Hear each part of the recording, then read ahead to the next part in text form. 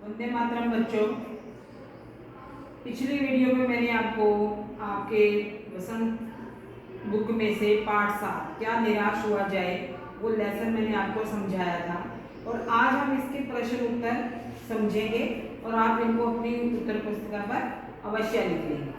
तो पहला प्रश्न है, लेखक ने स्वीकार किया है कि लोगों ने उन्हें भी धोखा दिया है, फिर भी वह निराश नहीं है। आपके विचार से इस बात का क्या कारण हो सकता है? अब लेखक का कहना है कि आज भी भारतवर्ष में सेवा, ईमानदारी, आध्यात्मिकता, सच्चाई के मूल्य बने हुए हैं। यह मूल्य दब अवश्य गए हैं, दब गए हैं कि नजर नहीं आते हैं, परंतु नष्ट नहीं हुए हैं। आज भी सामान्य व्यक्ति भारतीय औरतों का सम्मान करते हैं, झूठ बोलना, चोरी करना पाप समझते हैं। स्टेशन पर लेखक के साथ घटित घटना और बस की यात्रा करते समय घटित घटना इसी का प्रमाण है। आज भी ईमानदारी और सेवा भावना विद्यमान है कि सेवा भावना आज भी विद्यमान है। ईमानदारी, टिकट बाबू का जो उदाहरण लेखक ने दिया है उससे ईमानदारी का पता चलता है, और सेवा भावना के कंडक्टर जो है लेखक के बच्चों के लिए दूध और पानी लेकर आता है, तो ये है सेवा भावना।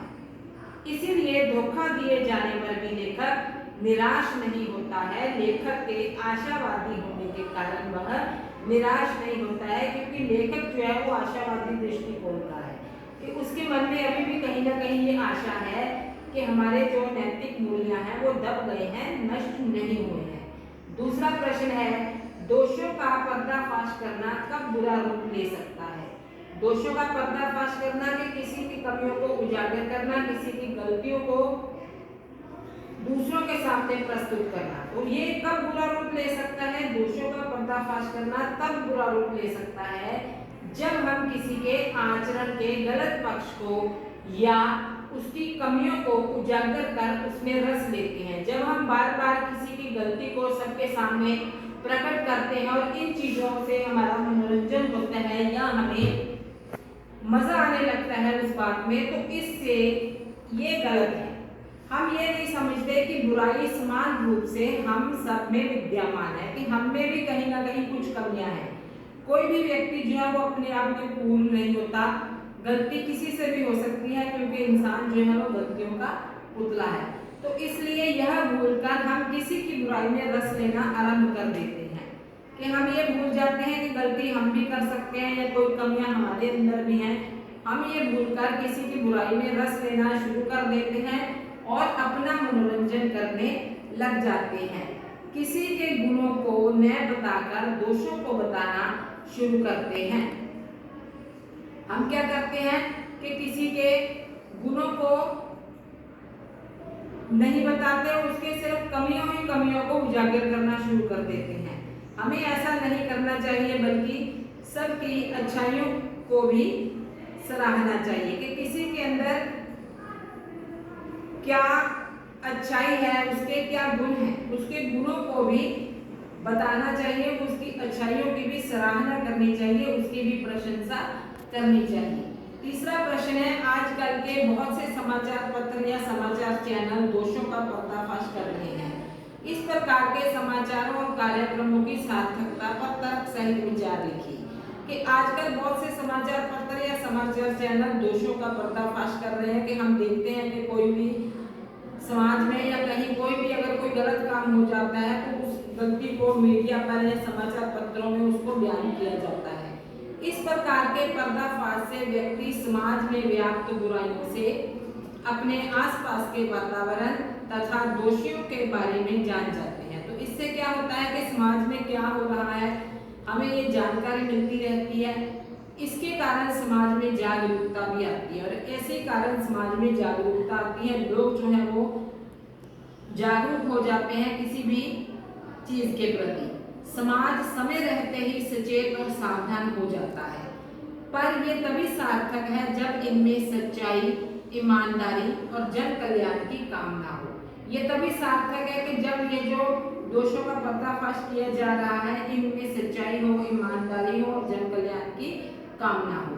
लेकिन यदि इनमें किसी प्रकार का स्वार्थ, जैसे अपनी टीआरपी बढ़ाना, चैनल को प्रसिद्ध करना या धन कमाना आदि हो, तो इन कार्यक्रमों की कोई सार्थकता नहीं है। कि अगर कोई टीवी चैनल या समाचार पत्र सिर्फ अपनी प्रसिद्धि के लिए या अपने टीआरपी बढ़ाने के लिए या अपनी जो है वो अखबार को प्रसिद्ध करने के लिए अगर ये सब करते हैं, ऐसी कोई घटना छापते हैं या टीवी पर दिखाते हैं किसी भी चैनल पर, तो इसलिए इन कार्यक्रमों की कोई सार्थकता नहीं है। इसके बाद जो अगला प्रश्न है हमारा, निम्नलिखित के संभावित परिणाम हो सकते हैं, आपस में चर्चा कीजिए। जैसे ईमानदारी को मूर्खता का पर्याय समझा जाने लगा है। जैसे लेसन में आया है कि जो लोग ईमानदार हैं उनको मूर्ख समझा जाने लगा है, तो इसका परिणाम क्या होगा? इसका परिणाम होगा समाज में भ्रष्टाचार बढ़ेगा। क्यों? क्योंकि लोगों को ये लगेगा भी हम ईमानदार हैं लेकिन हमें तो मूर्ख समझा जाता है, तो वो अपनी ईमानदारी छोड़ देंगे और बेईमान बनने की राह पर चल देंगे। इससे क्या होगा कि भ्रष्टाचार बढ़ेगा। इसमें सच्चाई केवल भीरू और बेबस लोगों के हिस्से पड़ी है। अगला जो प्रश्न हमारे सामने है कि सच्चाई, भीरू मतलब जो डरपोक है और बेबस जिनका बस नहीं चलता, ऐसे लोगों के हिस्से पड़ी है। तो लेखक का ये कहना है कि आजकल छल कपट की दुनिया में ईमानदारी का कोई स्थान नहीं है। इसका परिणाम यह होगा कि तानाशाही बढ़ेगी और लोगों की सच्चाई में आस्था नहीं रह जाएगी। तानाशाही क्यों बढ़ेगी? क्योंकि लोग जो कहेंगे भी हाँ हम ही सही हैं, हमारा इस काम सही है, तो इसलिए और लोगों को जो है वो जो सच्चाई में विश्वास रखते हैं उस सच्चाई से विश्वास उनका हट जाएगा। इसके बाद जो अगला है इसका प्रश्न हमारा, झूठ और फ्रेब का रोजगार करने वाले फल फूल रहे हैं।